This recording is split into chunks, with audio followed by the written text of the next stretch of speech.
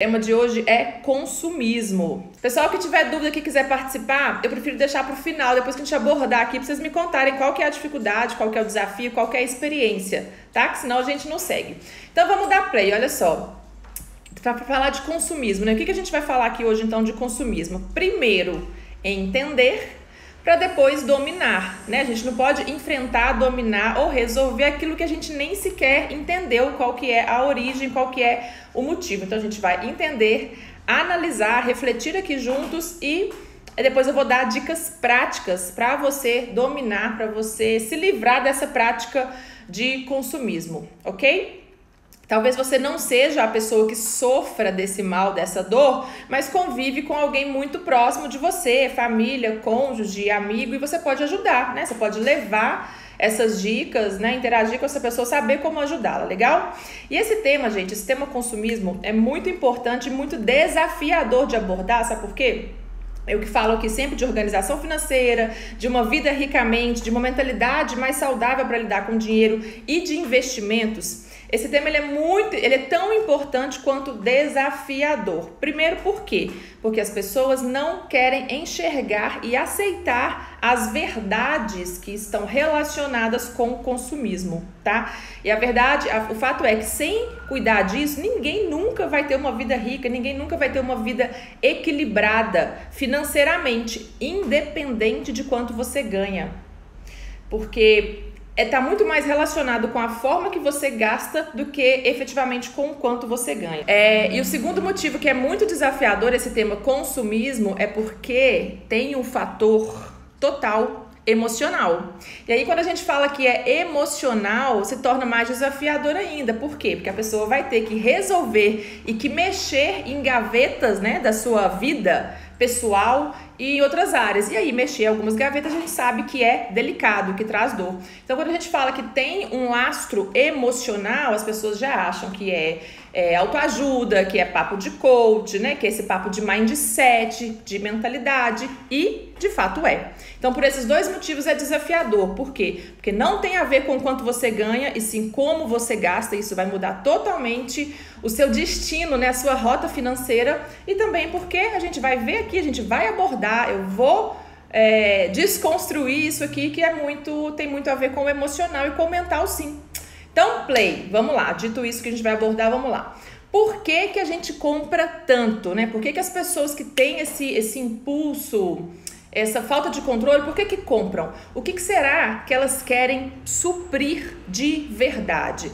E aí vamos fazer aqui um trabalho, uma retrospectiva emocional aqui. Olha, se você parar, você na sua vida mesmo, ou numa pessoa que tenha essa dificuldade, você parar para analisar qual que foi a última vez que você ou essa pessoa fizeram uma compra por impulso.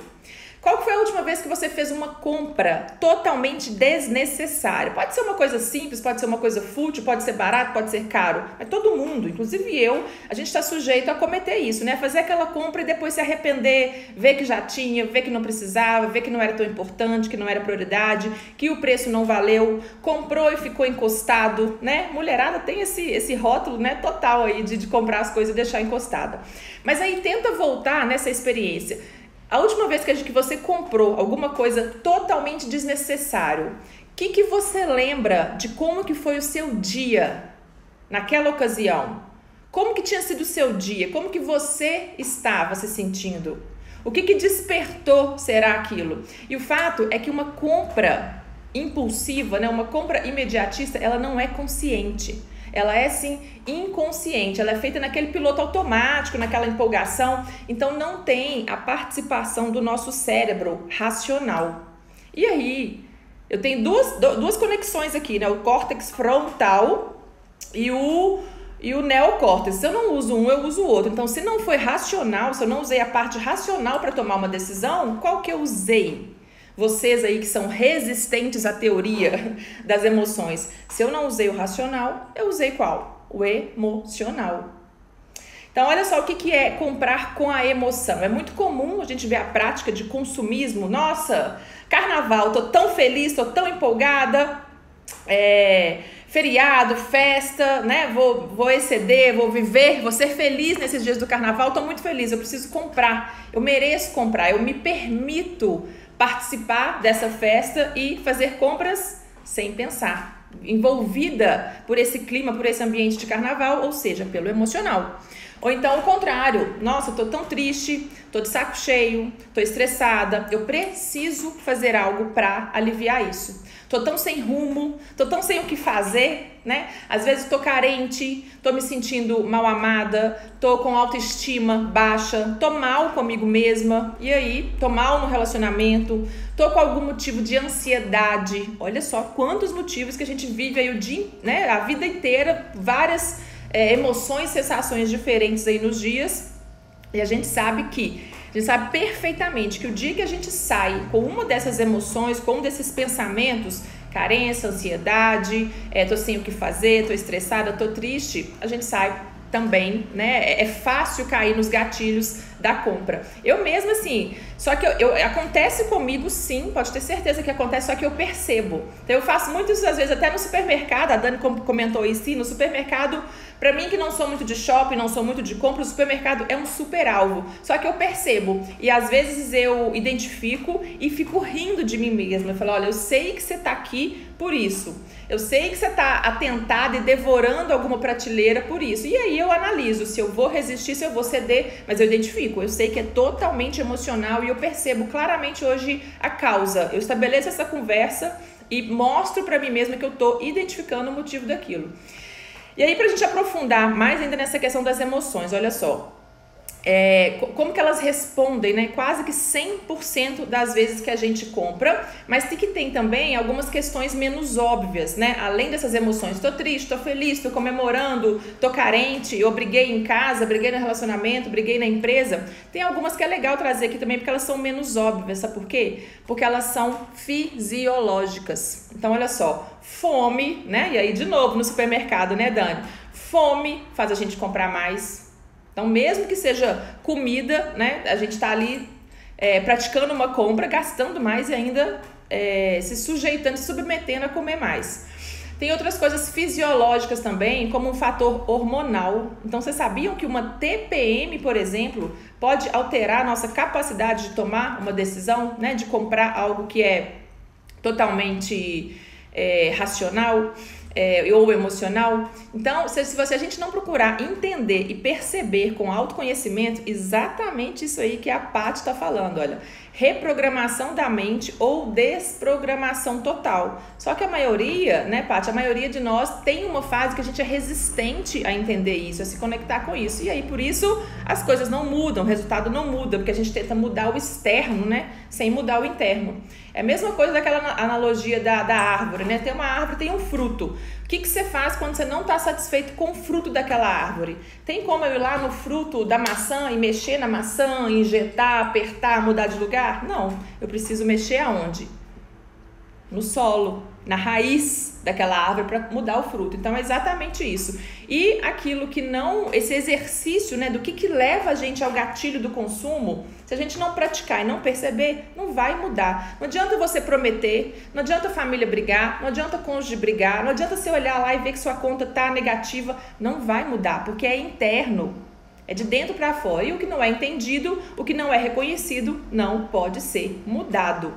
Para mudar, então, o externo tem que mudar primeiro o interno. Por isso que não funciona, não vai funcionar todas as dicas, todas as práticas que você lê, que você estudar, que você pegar livro, que você ouvir mentores. Se não partir do interno, né, da raiz, não vai mudar o fruto. Simples assim.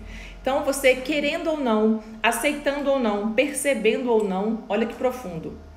Dinheiro é emocional. Dinheiro e consumo é totalmente emocional. Percebam ao redor. A pessoa que gere bem as suas emoções vai gerir melhor as suas finanças. A pessoa que domina as suas emoções e a sua mentalidade vai dominar sim a sua relação com o dinheiro. E ainda, fazendo uma analogia, até para ficar mais claro, para quem não concordar que é só dinheiro, que dinheiro tem que o emocional tem esse poder todo com relação ao dinheiro, olha só, existem dois, não existe só o dinheiro não, existem dois que competem muito bem, são dois remendos emocionais. Eu gosto, essa palavra funciona muito bem para eu entender. Remendos emocionais, que é quando a gente quer tapar um problema. Quando a gente quer disfarçar um problema, você quer ir lá e colocar, ó, só uma etiquetinha, um remendo. Sabe quais são os dois? Para disfarçar quando alguma coisa não tá bom, são dois remendos para isso. É o dinheiro, por isso que rola consumismo, e comida. Comida também é outra fuga, é outra forma de anestesia, né, de remendo emocional. Tem outros também, tem o álcool, tem drogas, tem sexo, tem jogos, tem vários outros tipos de vícios, sim, mas dinheiro e comida são os mais acessíveis, né, os mais disfarçados aí de um prazer imediato, porque eu sei que traz prazer, tanto comprar quanto comer traz um prazer imediato, sim, porém é disfarçado, né? Se a gente não sabe qual que é a origem dessa dor, qual que é o sentimento, a emoção que está por trás dessa felicidade, dessa tristeza, dessa alegria, dessa ansiedade, aquilo só vai resolver naquele momento e vai trazer consequências bem mais drásticas, bem piores do que aquela dor que está ali naquele momento. E aí tem os que já percebem e tem os que vão ficar resistindo, vão continuar criando resistência e vão continuar tentando mudar o externo e não vai mudar e não vai colher outros resultados. Então, percebam ao redor de vocês ou em vocês mesmos. Uma pessoa descontrolada financeiramente, que come muito, que desconta tudo no consumismo, no alimento, pode perceber que você vai, em pouco tempo de conversa, vai perceber disfunções emocionais na vida dela, na vida pessoal, na vida profissional. E aí, por falar em profissional, olha só, antes da gente entrar aqui, que agora a gente já vai partir para as dicas práticas, tá? Porque eu elaborei aqui, sei lá, quantos passos aqui práticos pra gente perceber e evitar esse consumismo. Mas antes disso, vamos compartilhar um exemplo muito comum pra gente perceber como que é um ciclo. Sabe como é que eu chamei esse ciclo? O ciclo do demônio, é um ciclo perigoso de consumo e de emoções desgovernadas. Olha só como é que é um exemplo aqui desse ciclo do diabo. A pessoa tá lá então num dia de trabalho, tá num dia desafiador, tá num dia complicado, ela tá mal, tá angustiada, teve um dia bem difícil e ela provavelmente não tá muito feliz naquele trabalho não. Então pode ser só um dia, mas assim, teve um dia difícil, ela não gosta do que ela faz, não tá muito feliz naquela atividade, provavelmente não tem um propósito naquilo que trabalha, né? Naquilo que ela que ganha o seu dinheiro. Então tudo lá naquele trabalho tá ruim. É um exemplo, tá? E aí nesse dia, com esse sentimento, com essa emoção, com essa percepção, a flor da pele, ela vai ali e se permite comprar, ela vai ali e se permite gastar, porque ela precisa, né, tá doendo, aquilo tá angustiado, ela vai comprar, a gente sabe que é bom, vai dar aquele gostinho, aquela sensação de prazer, de eu mereço, aí ela compra, né? Então ela tomou o quê? Uma injeção, tomou uma anestesia. Aí ela fica feliz, né? Colou ali um remendo naquela dor, naquela insatisfação. Só que o fato é, ela comprou sem poder.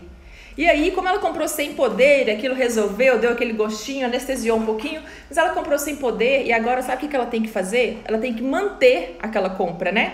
Ela tem que manter, se foi à vista ou não, ela tem que pagar de qualquer forma, se foi parcelado, pior ainda, né? Seja à vista ou seja a prestação, ela tem que pagar. E aí, lembra que a pessoa estava com problema no trabalho? E aí, como é que ela faz para pagar aquilo que ela comprou, movida, né, por uma ansiedade, por um estresse, por um desconforto no trabalho?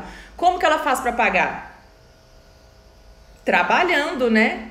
Ou seja, como é que vai ficar a partir desse momento que ela se comprometeu, que ela se afundou mais ainda financeiramente com aquilo que ela não precisava, movida por uma emoção de impulso, de insatisfação? Como é que ela vai ter que fazer? Trabalhar mais. E trabalhar mais aonde? Lá na merda do trabalho dela. Ela vai ter que trabalhar mais naquele mesmo lugar, naquele mesmo trabalho, só que agora com mais pressão, com mais preocupação. Por quê? Porque ela tem mais gastos. E aí todo dia ela sai um pouquinho mais chateada, mais amolada, mais estressada. E se ela tá assim, ela tá pronta para quê? Para gastar mais daqui a pouco de novo, para anestesiar, né? E aí ela vai vivendo essa vida. Então ela compra mais, compra sem poder, fica mal, tem mais pressão, tem mais responsabilidade nas costas, porque tem que pagar, fica pior. E aí briga mais, compra mais ou come mais, né? Que também isso também substitui esse gatilho da compra.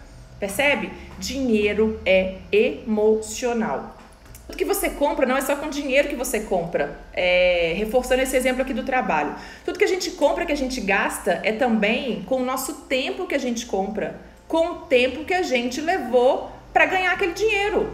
Então tudo que a gente gasta, tudo que você compra de inútil, de supérfluo, não é só com dinheiro, não. É também com o tempo que você levou para fazer aquele dinheiro. Tanto que você vai ter que voltar lá para o trabalho e fazer mais, para pagar, para suprir, para continuar tendo.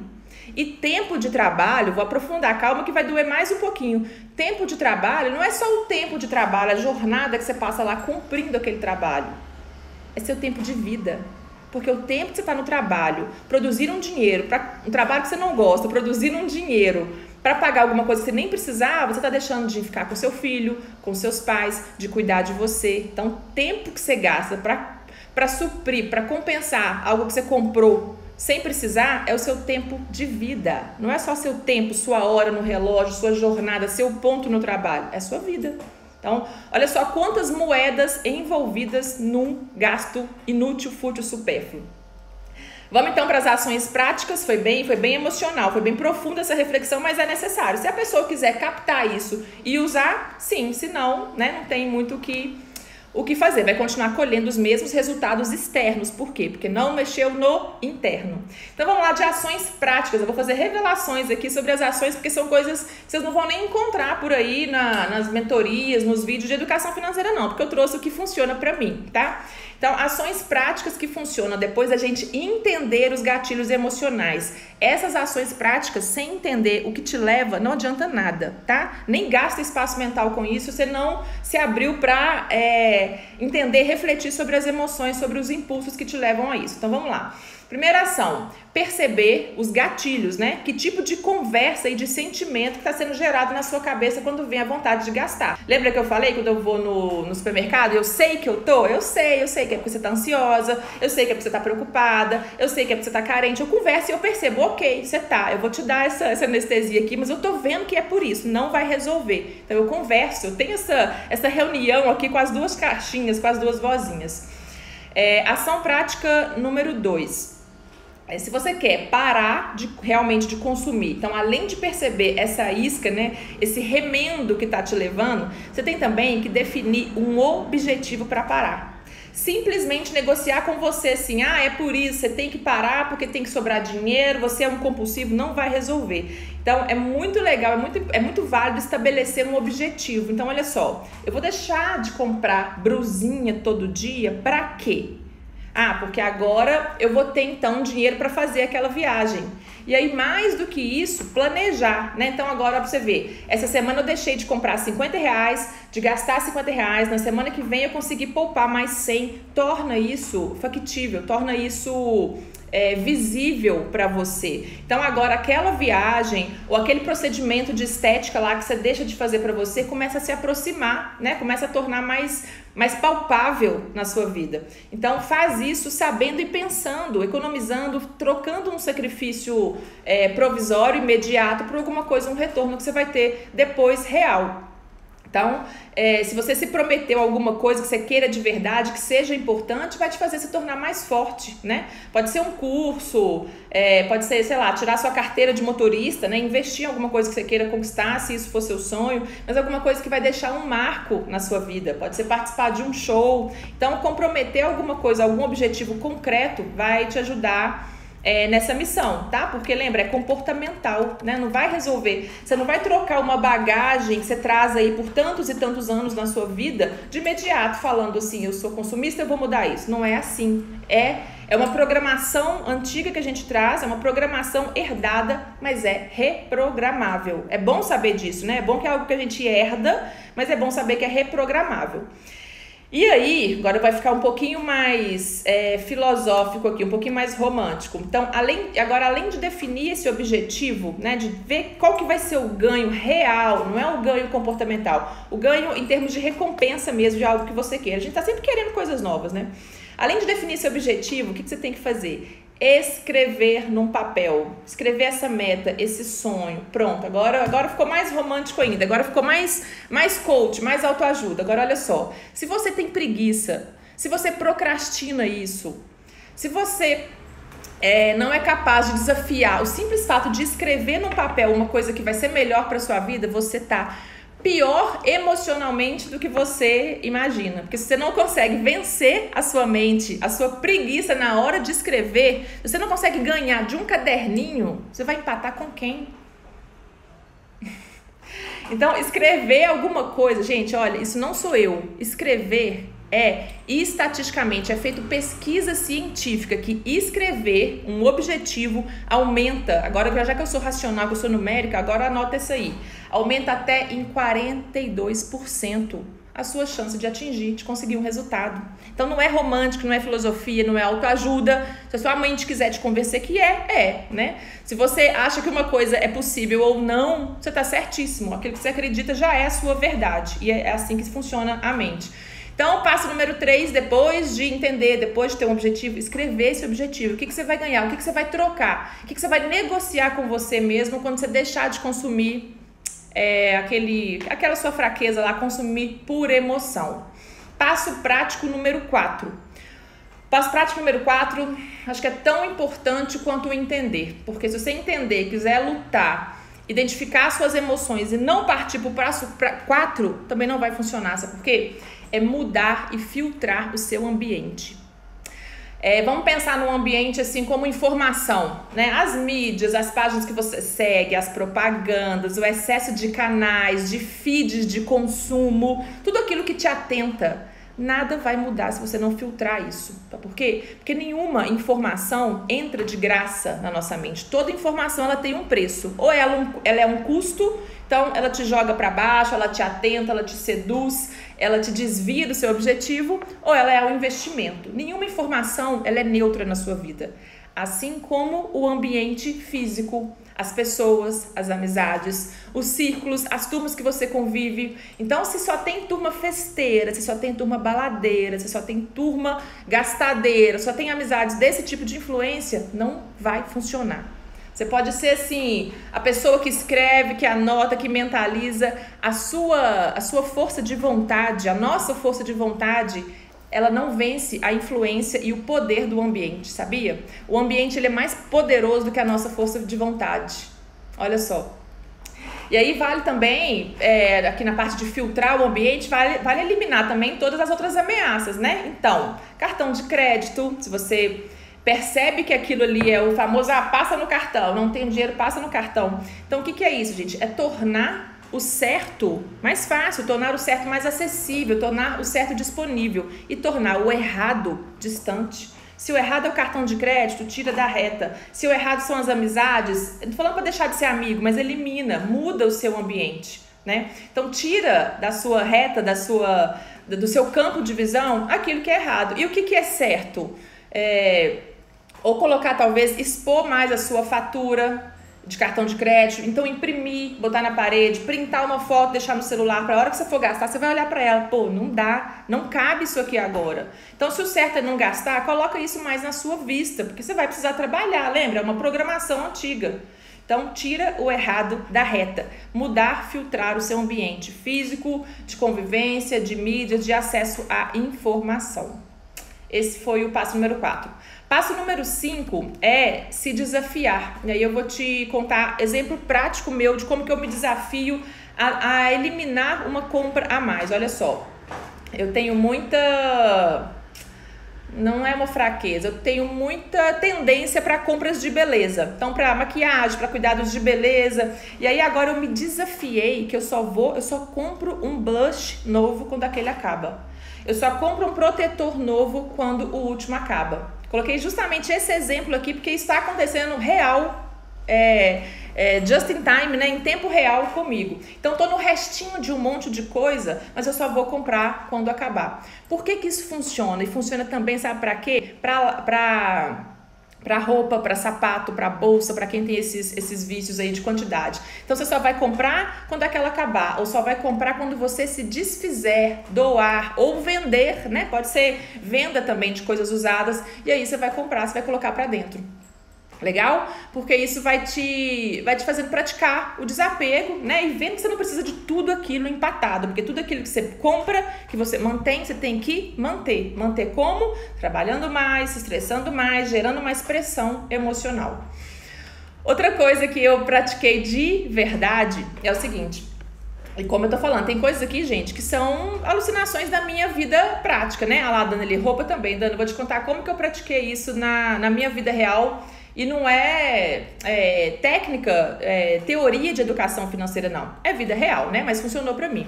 Outra coisa foi reduzir as escolhas. Reduzir opção. Esse negócio de tomar decisão todo dia do que vestir, de que tipo de acessório colocar, que tipo de roupa que eu vou na academia. Então, olha só o que eu fiz. Eu fiz isso por uma semana. Eu passei uma semana indo pro meu escritório, indo pro meu trabalho com a mesma calça. Sabe o que isso me gerou? Isso me gerou praticidade, isso me gerou ganho de tempo, isso me gerou menos decisão, menos aquele tempo, aquele desgaste de tomar uma decisão, e me mostrou ainda mais, sabe o quê? Que eu posso ser e sou a mesma pessoa fazendo isso. Ter ido com a mesma calça preta de segunda a sexta não mudou quem a Flávia é. Então, me fez preocupar menos com a opinião dos outros, com a aprovação dos outros. E aí, não satisfeita, eu testei isso também na academia. Por quê? Eu treino todos os dias de manhã. É uma decisão, é um tempo que eu perco ali escolhendo. Eu tenho muita roupa? Não, mas eu tenho boas roupas que eu adoro. Eu passo, na academia eu não passo uma semana indo com a mesma roupa não, mas eu passo 2 dias às vezes. Então eu repito. E aí, Flávia, como assim? Você repete roupa de academia e quem te viu ontem te vê amanhã? Foda-se. Então, ganha um tempo de decisão e um tempo de afirmação para mim mesma, entendeu? E não para os outros. É uma forma de praticar um desapego, diminui a vontade de comprar, diminui essa ansiedade de sempre ter que pensar em decisões e escolhas, e você se autoafirma para você mesmo e menos para os outros. Tem alguém entrando aí, Marina, que lembra quando eu fui uma semana com a mesma calça no escritório? Lembra? Confirma aí pra galera se você lembra que eu fiz isso, que eu fui uma semana inteira com a mesma roupa. Aliás, ela é amiga, ela faz a mesma coisa também, a gente já combinou. E aí, por último, de passos práticos, o que são? Aí são aquelas... deixa eu ver se é a última. É a última? Tem minha colinha aqui. Então, por último, o que é mais famoso? Poderia até ter sido as primeiras dicas aqui. São aquelas famosas perguntinhas poderosas. Então, se você é consumista, não adianta só me ouvir aqui. Você vai ter que me ouvir, vai ter que ler, vai ter que pregar tudo na parede, vai ter que anotar aí um post-it na sua carteira. Quais são essas perguntinhas que antes de tomar qualquer decisão, você tem que voltar lá, ler, repetir, printar, deixar isso acessível, colado para você aí no seu campo de visão. Olha só quais são as perguntinhas na hora de comprar, de tomar uma decisão. Primeira, eu realmente preciso disso? Eu quero isso ou eu preciso disso? Gente, essa pergunta aí, se você já parar nela, você já não toma decisão. Eu quero essa calça a mais, eu quero esse batom a mais, eu quero esse tênis a mais ou eu preciso? A hora que você pensar no preciso, você vai lembrar lá do seu armário na hora. Eu quero ou eu preciso? Se passar dessa pergunta, aí tá. Aí cabe no meu orçamento, né? Vamos supor que passou do sim, eu preciso. Então cabe no meu orçamento? Passou dessa pergunta, eu posso esperar? E aí, se você vai dando sim, você vai passando. Eu posso esperar ou tem que ser agora? Eu pesquisei em outros lugares? Tem mais barato ou esse é o melhor custo-benefício que eu encontrei? Tem que passar por essa jornada. E aí, se ficar na dúvida de alguma dessas perguntas, não siga na decisão. Mas voltando ao que eu falei, isso é mental, isso é comportamental e você não vai mudar isso. Teve alguém que colocou aí que sofre de consumismo. Você não vai mudar isso lendo, ouvindo isso uma vez sem repetir. É repetindo, praticando, acreditando e se esforçando nesse conjunto de práticas. Foi forte isso tudo, hein? Comenta aí quem achou forte. Forte. Foi, ó. Dá um soquinho aí quem achou que foi forte. E mais forte ainda, galera ricamente, vai ser os resultados que a gente vai colher disso. Seja como indivíduo, seja como casal, seja como família. Então, essas perguntinhas aí costuram o resto todo. E aí eu escuto muito isso. Nossa, Flávia, mas então quer dizer que você é minimalista, você é mesquinha, você é pão dura? Não, eu não sou minimalista. Eu sou adepta ao consumo consciente. Eu troco perfeitamente coisas que não são importantes para mim, para eu poder dar um sim para aquilo que realmente é importante. Então não é minimalismo, pode ser, não tem nada contra o minimalismo, mas é consumo consciente. Legal? E aí encerramos aqui o nosso script, deixa eu ver o que a Dani colocou aqui. Já observou que a live toda foi sobre comunicarmos com a nossa própria mente? Forte isso, hein? Aprender a nos escutar, dar atenção às nossas necessidades, ao invés dos outros. É tudo sobre autoconhecimento. Se você sabe quem é, o que você é, você precisa provar através de roupa, através de carro, através de reloginho. Eu acho o máximo a galera do reloginho da saúde. Gente, eu fico assim impactada com a galera do reloginho da saúde. Eu adoro o Apple, meu celular é Apple, não é nada disso. Eu adoro tudo aquilo que você pode comprar e que você pode manter. Agora, a galera do reloginho da massa da saúde, que come mal, que bebe muito, que não cuida das emoções e tem lá o reloginho para marcar os batimentos cardíacos, para cuidar da saúde. O reloginho. Essa pra mim é o mais... É o melhor exemplo, assim, do quanto é emocional, o quanto é para pertencer àquele ambiente. Eu acho sensacional o reloginho, eu só não tenho, porque eu cuido de mim muito mais do que ele vai cuidar. Mas eu acho sensacional, sim. Agora, dentro das minhas prioridades, não é prioridade para mim. Beleza, galera? Encerramos então. Olha, se vocês tiverem dica, alguém tem alguma coisa aí para compartilhar, pode me falar aí. Se tiver dúvida, me manda. Se tiver dica dos próximos temas, beijo!